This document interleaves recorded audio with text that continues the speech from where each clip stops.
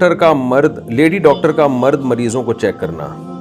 میں ایک medical student ہوں. مجھے پوچھنا یہ ہے کہ ہمیں میل فیمیل سب کو چیک کرنا ہوتا ہے. امتحان میں بھی نبض وغیرہ چیک کرنے کے لیے میل کو بھی بٹھا دیتے ہیں. میں کہتی ہوں فیمیل کو بٹھائیں تو کہتے ہیں کہ اگر ابھی چیک نہیں کرو گی تو بعد میں بھی چیک کرنا پڑ سکتا ہے. اگر میں چیک کرنے سے انکار کروں تو فیل کر دیں گے. بتائیے میں کیا کروں؟ اللہ کا خوف چونکہ ہمارے ہاں ختم ہوتا جا رہا ہے. بس دنیا ہی سب کچھ رہ گیا ہے. اللہ کے حکام کو پس پش ڈال دیا ہے. اللہ تعالیٰ نے مرد اور عورت کو اختلاط سے بھی منع کیا، ایک دوسرے کی باڈی کو ہاتھ لگانے سے بھی منع کیا، لیکن ہم لوگ فالو کر رہے ہیں گوروں کو. ہم چاہ رہے ہیں کہ ترقی ہم ان جیسی کریں اور پھر مادر پدر آزاد ہو جائیں. بالکل زنا پھیلے سوسائٹی میں. تو اللہ دیکھ رہا ہے، جس نے بنایا ہے نا وہ نہیں چھوڑے گا، وہ انتقام لے گا. اللہ کہتے ہیں فریحوا بما عندهم من العلم. پچھلی قوموں کے پاس جو نالج تھی نا، علم تھا، دنیا کا علم، اس پہ وہ فخر کرتے تھے اور ہمارے حکام کو پس پش ڈال دیا. تو آج بھی یہی ہے کہ میڈیکل سائنس ہی کو اور جو سائنس کے دوسرے شعبے ہیں انہی کو انسان نے خدا بنا لیا ہے، اور جو اصل اوریجنل خدا ہے جس نے پیدا کیا، جو نعمتیں دے رہا ہے، اس کی کوئی ویلیو نہیں ہے. تو اس برے ماحول میں سروائیو کرنا ایک شریف لڑکی کے لیے بڑا مشکل کام ہو جاتا ہے، ایک عزت دار عورت کے لیے بڑا مشکل ہو جاتا ہے. آپ ان کو سمجھائیں کہ بھائی میں میل کو نہیں چیک کر سکتی، میں فیمیل ہی کا زندگی بھر علاج کروں گی، مجھے میل کا علاج کرنا ہی نہیں ہے. تو مجھے کیوں آپ ٹریننگ دے رہے ہو؟ پھر بھی اگر مجبوری ہے تو پھر آپ ہاتھوں میں گلوز وغیرہ لے کے کوئی ایسا یعنی پہن کے جو ہے نا نبض چیک کر لیں. مجبوری ہے، اور توبہ استغفار بھی کریں. اور جیسے ہی آپ یعنی اس ایجوکیشن سے فارغ ہوں تو پھر آپ یہ عزم کریں کہ میں مردوں کا علاج نہیں کروں گی، میں صرف خواتین کا علاج کروں گی. لیڈی ڈاکٹروں کی ضرورت ہے خواتین کے لیے، مردوں کے لیے میل ڈاکٹر بہت ہیں.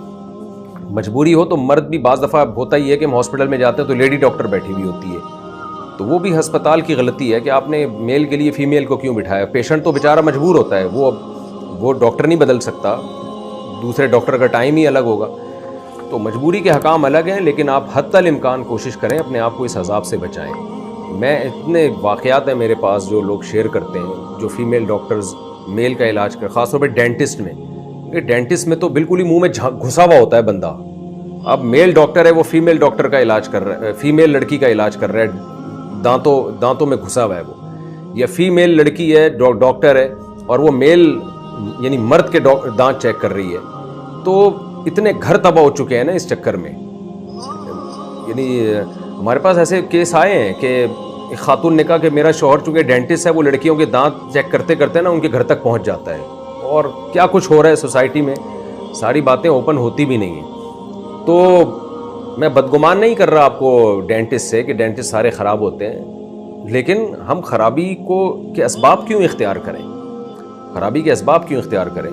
تو اللہ کا خوف ختم ہو گیا، اللہ تعالیٰ نہیں چھوڑے گا. اللہ نے کہا ہے کہ تمتعوا فإن مصیرکم الی النار، اڑاؤ مزے، آنا تم نے جہنم کی آگ کی طرف ہی ہے. تو ترقی کر لو گے آپ، لیکن آخرت برباد ہوگی. اب جس کا آخرت پہ یقین نہیں ہے وہ اس سے بھی زیادہ کرے، وہ تو نائٹ کلبوں میں جا کے برہنہ ناچے. وہ جیسے انگریز تو آخرت پہ یقین نہیں رکھتے، وہ تو سب کچھ کر رہے ہیں، وہ تو ہومو سیکشولیٹی کو بھی پروموٹ کر رہے ہیں. ابھی جو ہے وہ جو جس انتہا تک پہنچ سکتے ہیں وہ پہنچ رہے ہیں، اس کو باقاعدہ لیگل کر رہے ہیں وہ لوگ.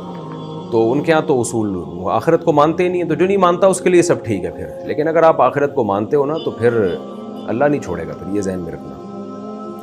تو آپ کو میں یہی کہوں گا کہ جس حد تک بچ سکتی ہیں بچیں. جہاں ناممکن ہو بچنے کے لیے تو پردے کی پابندی کے ساتھ، اور ہاتھ میں کوئی گلوز وغیرہ لے لیں یا کوئی کپڑا ہو جس سے نبض چیک کر لی، اور اپنے آپ کو بچائیں اس برائی سے.